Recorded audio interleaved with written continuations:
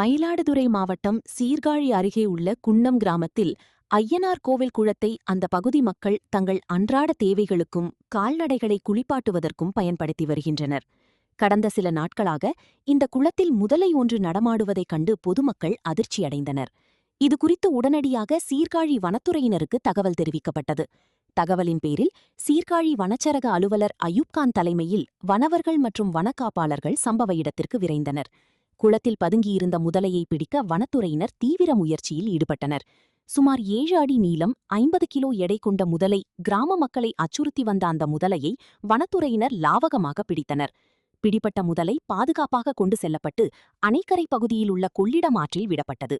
வனத்துறையினரின் இந்த துரித நடவடிக்கையை பாராட்டியுள்ள அப்பகுதி மக்கள் தற்போது அச்சமின்றி குளத்தை பயன்படுத்த தொடங்கியுள்ளனர்.